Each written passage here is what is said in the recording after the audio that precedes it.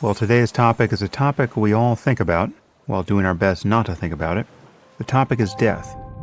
And how we think about death changes depending on whether we're thinking about dying ourselves or about losing the people we love. But whichever side of the coin we take here, death is really an ever-present reality for us. And it is so whether we're thinking about it or not. It's always announcing itself in the background, on the news, in our concerns about our own health. If you observe yourself closely, you'll see that you spend a fair amount of energy each day trying not to die. Death makes a mockery of almost everything else we spend our lives doing. Just take a moment to reflect on how you've spent your day so far. The kinds of things that captured your attention. The things that you've been genuinely worried about. Over the last few days, I've been spending an inordinate amount of time trying to find a new font for my podcast.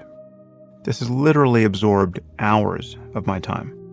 So if you had stopped me at any point in the last 48 hours and asked me what I'm up to, what deep problem I'm attempting to solve, the honest answer would have been, I'm looking for a font. Now, I'm not saying that everything we do has to be profound in every moment. I mean, sometimes you just have to find a font. But contemplating the brevity of life brings some perspective to how we use our attention. It's not so much what we pay attention to, it's the quality of attention. It's how we feel while doing it.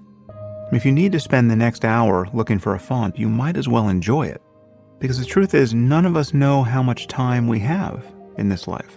And taking that fact to heart brings a kind of moral and emotional clarity to the present. And it can bring a resolve to not suffer over stupid things.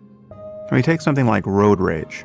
You're behind the wheel of your car, and somebody does something erratic, or they're probably just driving more slowly than you want. And you find yourself getting angry. Now, I would submit to you that that kind of thing is impossible if you're being mindful of the shortness of life. If you're aware that you're going to die, and that the other person is going to die, and that you're both going to lose everyone you love, and you don't know when, you've got this moment of life, this beautiful moment, this moment where your consciousness is bright, where it's not dimmed by morphine in the hospital on your last day among the living. And the sun is out, or it's raining. Both are beautiful. And your spouse is alive, and your children are alive, and you're driving. And that person in front of you, who you will never meet, whose hopes and sorrows you know nothing about, but which if you could know them, you would recognize are impressively similar to your own, is just driving slow. This is your life, the only one you've got, and you will never get this moment back again. And you don't know how many more moments you have. No matter how many times you do something, there will come a day when you do it for the last time. You've had 1,000 chances to tell the people closest to you that you love them in a way that they feel it, and in a way that you feel it. And you've missed most of them. And you don't know how many more you're going to get. You've got this next interaction with another human being to make the world a marginally better place. You've got this one opportunity to fall in love with existence. So why not relax and enjoy your life? Really relax. Even in the midst of struggle. Even under uncertainty.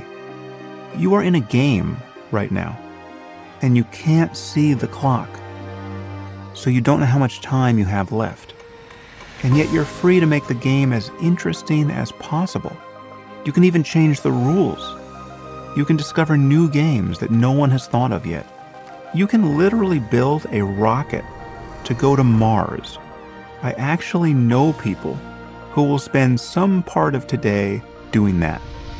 But whatever you do, however seemingly ordinary, you can feel the preciousness of life. And an awareness of death is the doorway into that way of being in the world.